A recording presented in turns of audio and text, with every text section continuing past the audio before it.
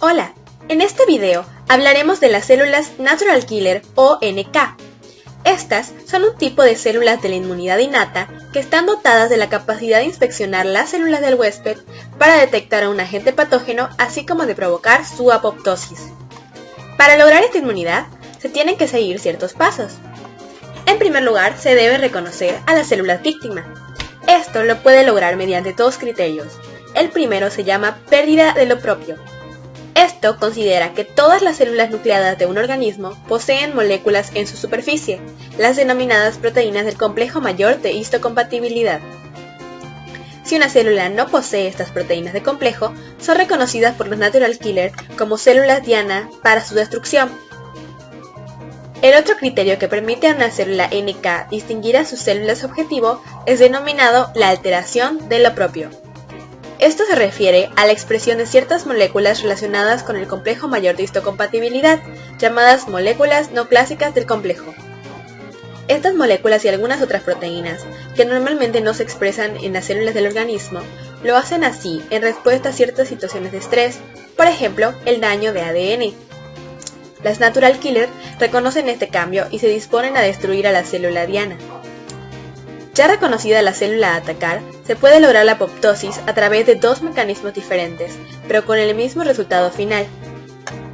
El primer mecanismo se llama mecanismo dependiente del receptor de la muerte. Los receptores de muerte son un subconjunto de la superfamilia de receptores factor de necrosis tumoral, TNF, que incluye los receptores para FAS, TNF y TRAIL. El nombre se debe a que su unión con el ligando apropiado puede llevar a la muerte de la célula que porta el receptor. Los receptores FAS o TNF se unen a sus ligandos en las células diana, lo que causa el reclutamiento de una proteína llamada FADT, dominio de muerte asociado a FAS, y posteriormente de una proteasa llamada caspasa 8 en el complejo receptor. La caspasa se activa y propaga la cascada de señalización, que puede ser de dos maneras: por proteólisis de bit, que envía la señal a través de las mitocondrias, o bien por el procesamiento directo de otras caspasas efectoras. Estas caspasas activan finalmente la apoptosis y la célula muere. El otro mecanismo posible es una muerte celular dependiente de los gránulos. Las células NK poseen gránulos citotóxicos que contienen una serie de proteasas llamadas granzimas y una proteína formadora de poros llamada perforina. Cuando la célula NK se activa, ocurre la polarización de los gránulos entre el núcleo y la célula diana y la posterior liberación extracelular de su contenido hacia el espacio entre las dos células. La perforina se inserta en la membrana celular de la víctima por la unión a la fosforitidina.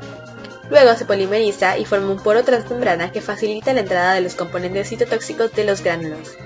Las granzimas causan la muerte a través de la proteólisis de una variedad de proteínas dentro de la célula diana. Las principales granzimas son las A y B. La granzima B, de manera especial, actúa activando a la anteriormente mencionada caspasa 8, que, como en el otro mecanismo, puede propagar la cascada de señalización por las mitocondrias o aumentando la producción de caspasas. Todo esto deriva en la destrucción de la célula.